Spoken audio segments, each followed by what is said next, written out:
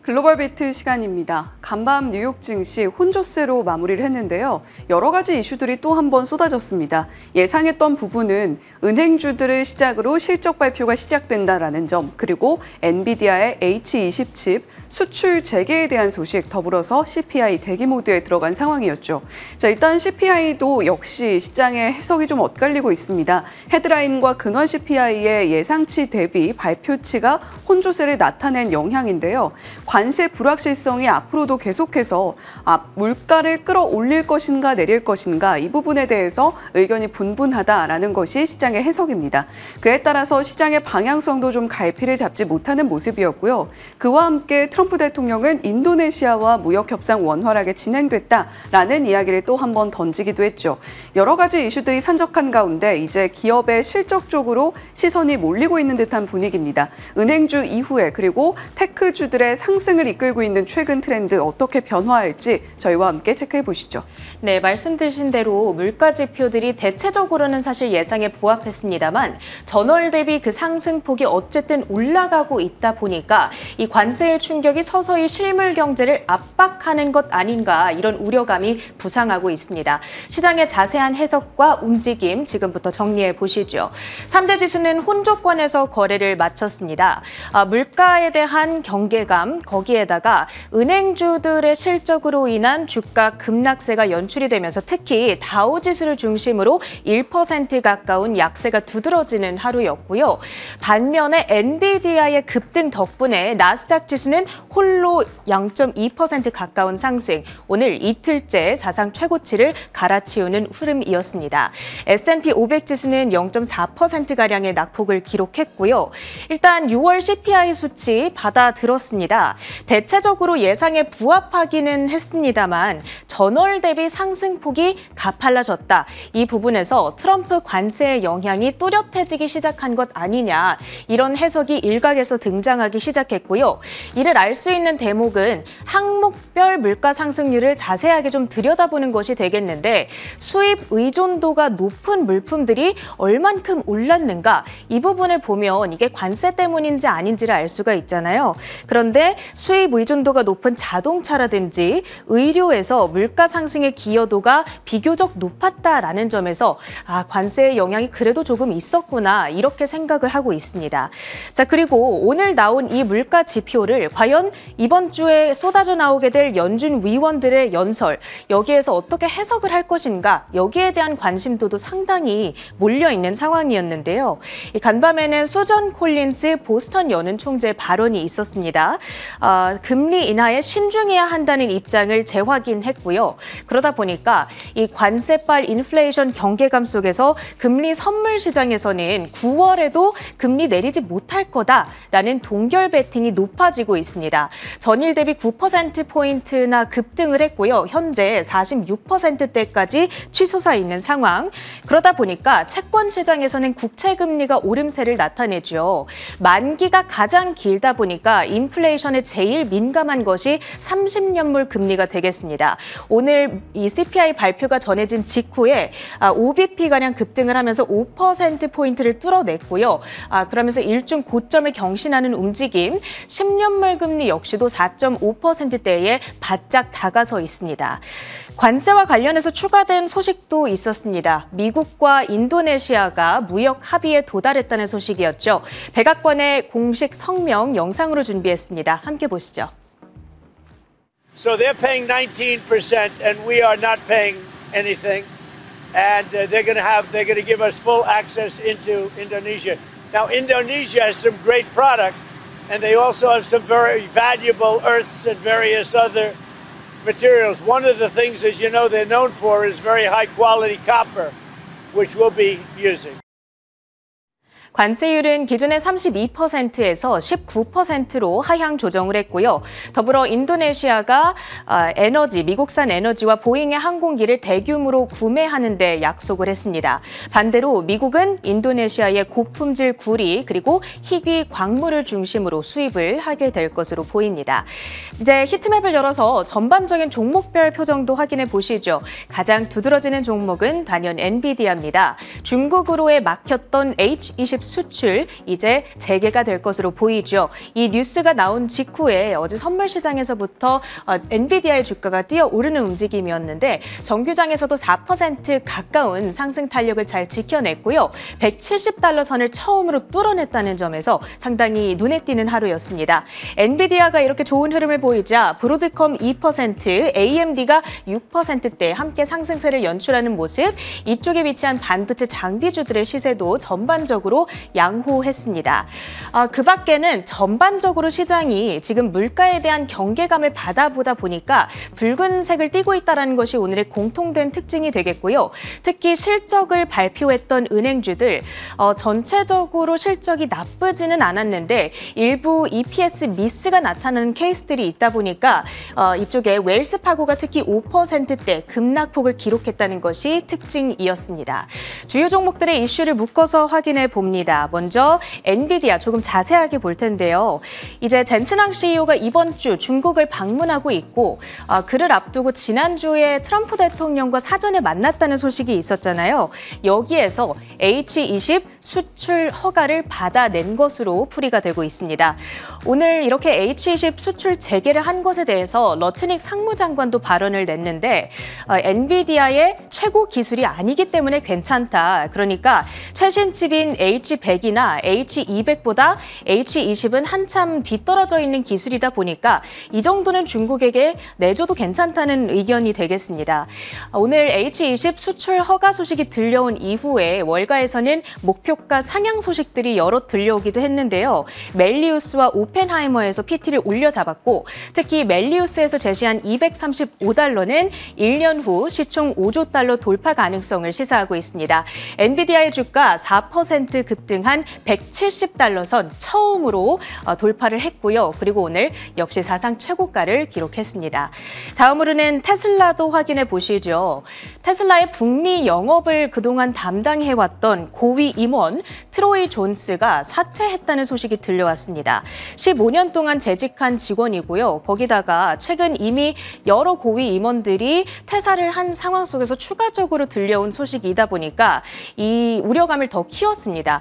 이 소식이 나온 직후에 테슬라의 주가는 1%대로 낙폭을 키우는 모습이었고요. 이제 이와 별개로 인도 안에서의 판매가 시작됐다는 소식도 들려왔습니다. 인도 뭄바이 중심가에서 테슬라 전시장이 처음으로 문을 연 거고요. 인도는 자동차 시장 규모로는 전 세계 3위지만 지금 충전 인프라가 너무 부족합니다. 그러다 보니까 전기차에 대한 어떤 수요는 굉장히 부족한데 과연 인도 시장에서 테슬라가 성공할 수 있을 것인가? 여기에 대한 회의적인 시각이 지금 상당히 많거든요. 과연 판매량이 받쳐줄 수 있을지 앞으로 지켜보셔야겠고요. 테슬라의 주가는 오늘 1.9% 하락한 310달러대의 종가를 형성했습니다. 다음으로는 구글 이슈도 봅니다. AI 데이터 센터 전력 확보를 위해서 미국의 자산운용사인 브룩필드와 4조 원대의 수력 발전 계약을 체결했다는 소식이 들려왔습니다. 우리 돈으로 하면 4조 1,600억 원에 달하는 액수가 되겠고요. 이번 계약을 통해서 브룩필드가 펜실베니아 주에서 운영하는 이 수력 발전소로부터 구글이 전력을 공급받게 됩니다. 그리고 총 조달받는 전력의 양은 원자력 발전소 3기에 해당하는 최대 3기가와트, 굉장히 많은 양이 될 것으로 보이고요. 이에 따라 알파벳의 주가 오늘 강보합권에 머물면서 182달러대의 종가를 형성합니다. 그 밖에 이슈가 있었던 종목들, 일단은 실적 발표가 있었던 대형 은행들, 장 전에 실적들이 쭉 발표가 됐습니다. 결과는 사실 혼조였는데 전반적으로는 선방했다는 평가도 들려오고 있거든요. 일단 미국의 최대 은행이죠. JP 모건의 실적 2분기 순이익이 전년 동기 대비 17%나 급감을 했습니다. 하지만 일시적인 요인들을 제외하고 보면 순이익이 증가한 것으로 나타났고요. EPS의 경우에 경우에는 5.24달러, 그러니까 시장의 예상치를 아주 크게 웃도는 수치로 발표가 됐습니다. 그 외에도 부문별로 보시면 투자 은행 수수료가 7% 급증했고요. 트레이딩 수익 역시도 15% 급증한 부분을 확인하실 수가 있습니다. 이 트럼프의 상호 관세 발표로 인해서 금융시장이 굉장히 요동을 쳤던 당시에 거래량이 급증하다 보니까 이렇게 트레이딩에서의 수수료가 굉장히 많이 들어왔다. 이 부분을 해석할 수가 있겠습니다. JP모건의 제이미 다이먼 CEO, 미국 경제의 2분기 회복력 강하다라고 평가를 해줬고요. 오늘 JP모건의 시세까지 함께 확인을 해보실까요? JP모건의 시세 하락한 채 거래를 마쳤다는 점 체크를 해드리고요. 자, 그 밖에 암호화폐 관련주들로 넘어가 보겠습니다. 트럼프 대통령이 추진하는 크립토 법안들이 사실 하원에서 이번 주 통과가 될 것으로 기대가 됐었는데 하원의 문턱을 넘지 못했다는 소식이 들려왔습니다. 공화당 의원 13명이 반란표를 던지면서 찬성 대 반대 196대 223으로 부결이 된 거고요. 법안 부결 소식에 비트코인 가격이 곧바로 11만 7천 달러대 아래로 하락을 했습니다. 관련주들의 주가 역시도 장중에 한 차례 급락폭을 키우는 모습이었는데 다만 종가를 기준으로 봤을 때에는 낙폭을 그래도 많이 만회한 채 거래를 마쳤습니다. 마이크로스트래티지는 1.9%, 코인베이스가 1.5%대 하락권에서 거래를 마치고요. 다만 이번에 부결됐다고 끝나는 게 아닙니다. 이제 재표결에 들어가게 될 예정인데 문제는 반란표를 던졌던 공화당 의원들을 설득하기 위해서는 법안 수정 과정을 거쳐야 될 필요가 있겠죠. 거기에는 약간의 시간이 좀 필요할 수 있다라는 관측이 나오는 상황입니다. 다음, 오늘 비만약 관련주들의 급락도 눈에 띕니다. 이 소식이 영향을 줬는데요. 미국 커네티컷 주정부에서 GLP-1 복제약 생산 법안을 통과시켰다라는 겁니다. 이 GLP-1 약물이 워낙 가격이 비싸잖아요. 그러니까 정부가 부담하게 되는 지출이 너무 많고 이를 줄이기 위해서 복제약을 생산하자라고 이야기를 하고 있는 겁니다. 다만 이제 주 정부에서 통과를 시켰으니까 미국 연방보건복지부 장관인 케네디 주니어가 이것을 통과시켜야 된다라는 관문이 남아 있습니다. 약물 특허를 국유화하고 또 복제약 제조사와 계약을 맺을 수 있게끔 허가를 해달라 이런 조항들이 포함이 되어 있습니다. 과연 통과가 될 것인가 관심이 쏠리는 가운데 일단 지금 대표적인 비만약을 만들고 있는 종목들에게는 상당히 부정적일 수밖에 없는 소식이다 보니까 일라이릴리의 주가가 3.5% 급락을 했고요. 또 노보노디스크의 주가도 2.5%의 낙폭을 기록했습니다. 추후 계속해서 뉴스 팔로우업 해볼 필요성이 있겠습니다. 다음으로 MP 머티리얼즈, 애플과 5억 달러 규모의 히토류 계약을 체결했다. 최근 여러 가지 굵직한 호재들, 또 정부 차원에서 히토류를 이 국영 자산으로 밀어주고 있는 상황이다 보니까 MP의 주가 올 들어 270%대나 폭등한 상황인데 간밤에도 19%대의 강세 흐름을 가져갔고요. 뉴먼트의 경우에는 CFO의 갑작스러운 사임 소식이 전해졌습니다. 미국의 최대 금광업체에 해당하는데 오늘 이 소식 소화하면서 주가가 5.7% 급락권을 기록했고요. 마지막으로 코어 위브, 트럼프 대통령이 펜실베니아주에서 인프라 확장 캠페인을 추진하죠. 참여 기업 가운데 코어 위브가 있습니다. 60억 달러를 투자해 데이터 센터를 신설한다는 소식이 들려오면서 주가는 6.2%의 급등으로 진행이 됐습니다. 특징주 정리하고요. 주요 외신 헤드라인 이어갑니다. 네, 매크로 한판 먼저 살펴보겠습니다. 트럼프 대통령이 인도네시아 관세 19%로 협상 완료했다라고 이야기를 했습니다. 그와 함께 미국은 지난번에 동남아 국가들과의 관세 협상 당시처럼 시장에 진출할 수 있는 권한을 온전히 얻어냈다라고 이야기를 했고요. 미국 상품에 부과되는 관세는 0%다라는 점을 다시 한번 강조하기도 했죠. 자, 그와 함께 몇몇 협정을 발표할 예정이고 인도 시장과 함께 또 한 번 협정 결과가 나타날 것이다. 또 이런 이야기 하고 있습니다. 계속해서 여러 국가들과 협상 결과가 속속들이 드러날 것이다라는 기대감이 자리하고 있는 부분이 앞으로 증시 불안함을 좀 해소해 줄 수 있을 것인가 기대감을 갖게 했던 하루이기도 했죠. 자, 그런 가운데 스콧 베센트 재무장관 파월 의장이 5월에 파월 의장으로서 임기를 마치게 되면 이제 이사로 역임을 할 수 있게 되는데요. 이사회에서도 동시에 사임해야 된다라고 이야기를 하고 있습니다. 지속되는 이 트럼프 행정부의 연준 흔들기가 언제까지 이어지게 될지 일단 금리를 내리는 결정을 해야만 조금 잦아들게 될 것 같은데 CPI 결과를 받아들게 된 지금 현재의 시장으로서는 9월 동결론이 부상되고 있다는 점이 트럼프 행정부로서 또 하나의 부담이 될 것으로 보입니다.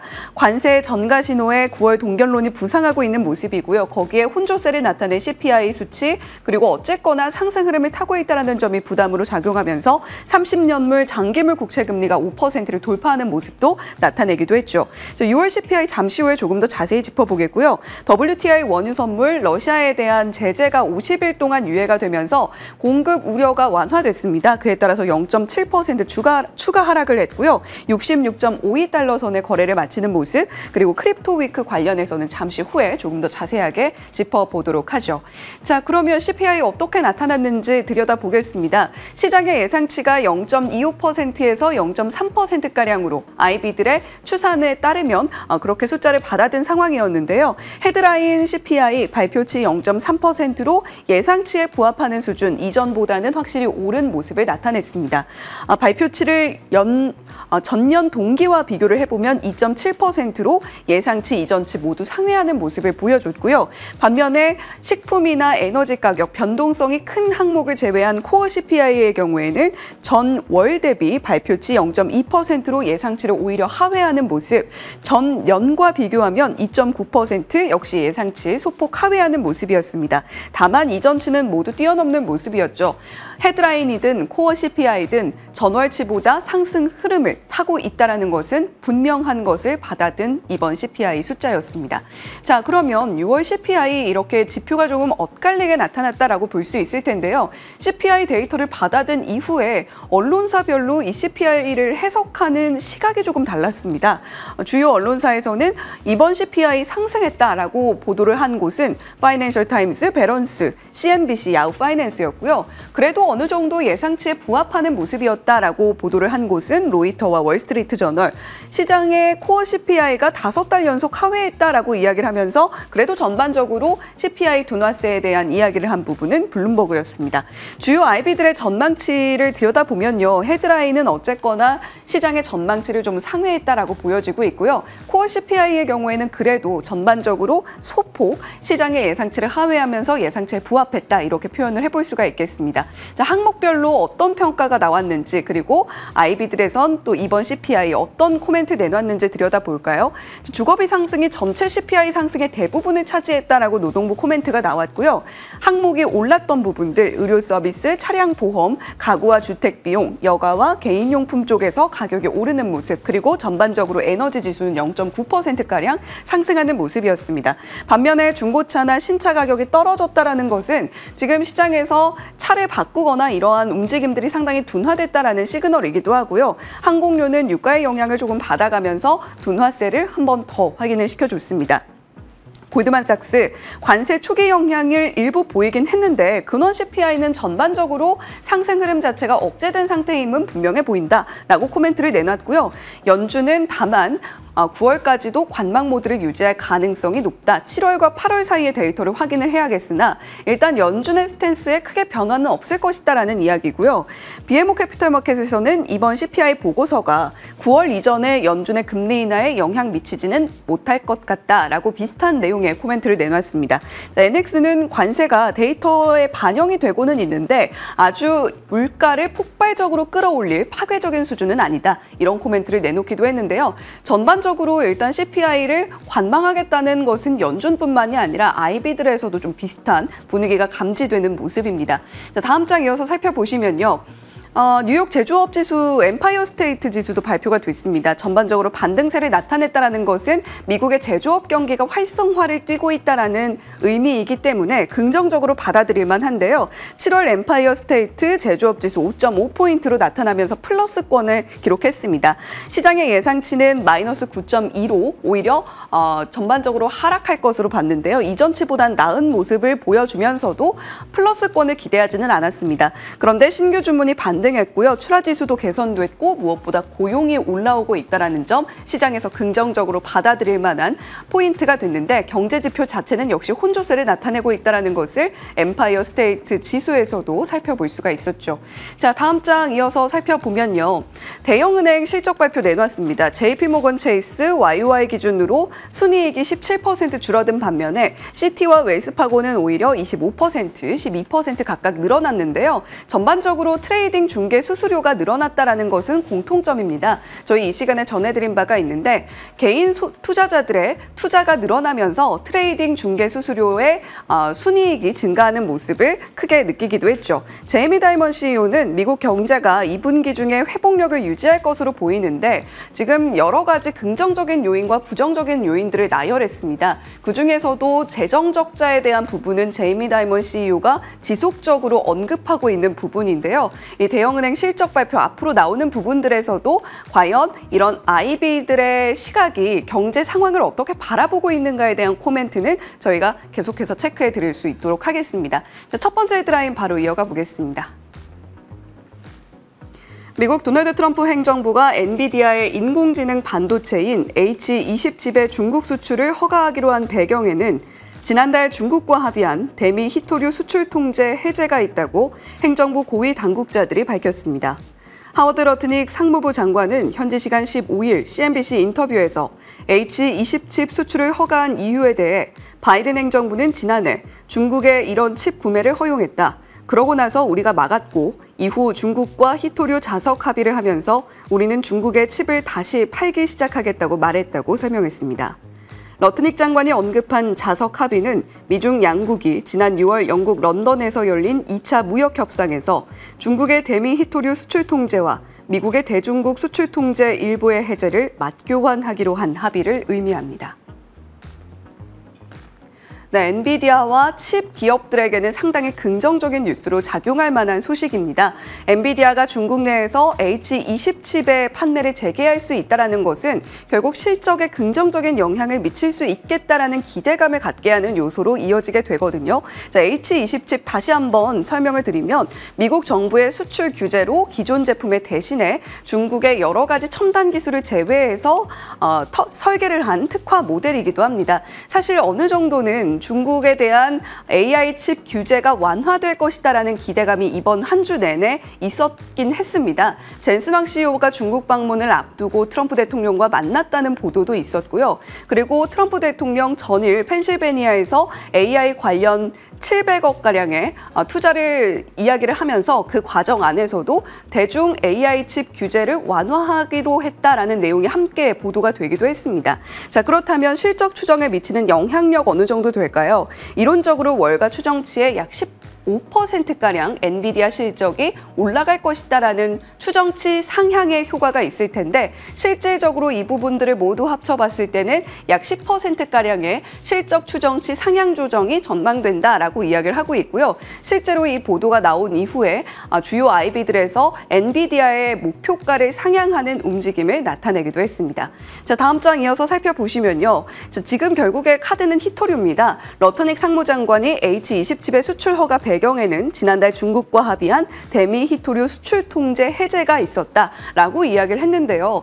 사실 어제 저희 장 전에 우리 시장 개장 전에 나왔던 헤드라인입니다. 중국이 전략광물 2,000개 품목에 대해서 수출 통제한다라는 소식이 전해지기도 했는데요. 미국과는 런던 협상 이후에 어느 정도까지 협상이 진전되고 있는지 아직까지도 구체적인 내용이 발표된 것은 없습니다. 따라서 중국이 앞으로도 히토류 카드를 협상 테이블에 올려놓지 않으리라는 보장이 없다라는 것은 우리가 주요 변수로 계속해서 생각은 해볼 필요가 있겠죠.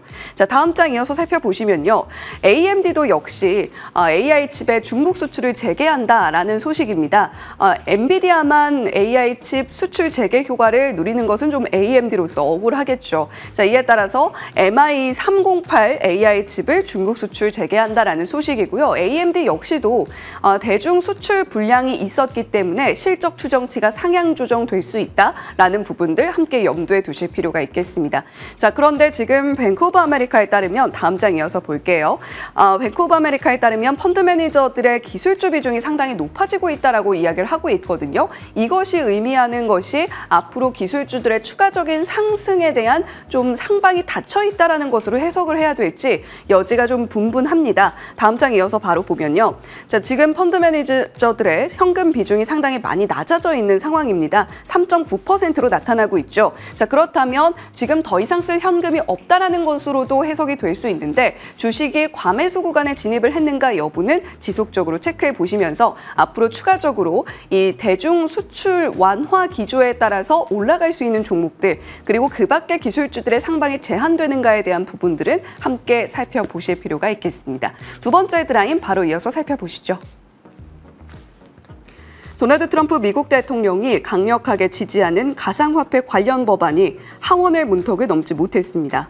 만약 이 법안이 의회를 통과하지 못할 경우 가상화폐 산업에 큰 타격이 될 것으로 보입니다.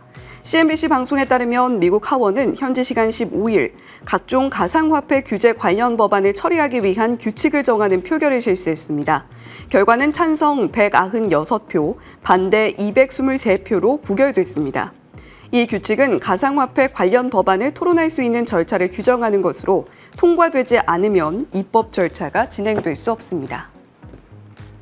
네, 결국 가상자산 3법이라고 이야기를 하는 부분들 가운데에서 어떤 한 법안에 대한 부결이 이루어진 게 아니라요. 이를 표결에 붙일 것인가에 대한 절차적 표결 절차가 부결됐다라고 보시면 되겠습니다. 일단 상정 자체를 해야 앞으로 하나하나의 법안에 대해서 구체적으로 논의를 하고 표결을 진행할 텐데 그 절차가 일단 무산됐다라는 이야기고요. 일단 공화당이 장악하고 있는 하원이었기 때문에 이번 크립토 위크 원활하게 진행될 것으로 전반적으로 시장이 예상을 했습니다. 그런데 그 예상을 깨고 하원에서 반대표가 나왔다. 공화당 내에서 반대표가 나왔다라는 것이겠고요. 일단 현지 시간으로 오늘 저녁에 재표결에 들어간다고 하는데 어떤 결과가 나오게 될지 계속해서 지켜보실 필요가 있겠죠. 자, 트럼프 대통령도 기대를 드러냈었는데 일단 관련 종목들 급락세로 이어지고 있습니다. 로빈후드, 서클, 코인베이스 관련 종목들 기대감의 오름세를 나타냈었고요. 그리고 무엇보다 비트코인 가격이 12만 3천 달러 선까지도 한때 돌파하는 모습도 보여줬었는데 그 모습을 뒤로 하고 지금 현재 가격은 11만 6천 달러 선까지 내려와서 거래되고 있다는 점도 참고해 보시면 좋겠습니다. 글로벌 비트 전해드렸습니다.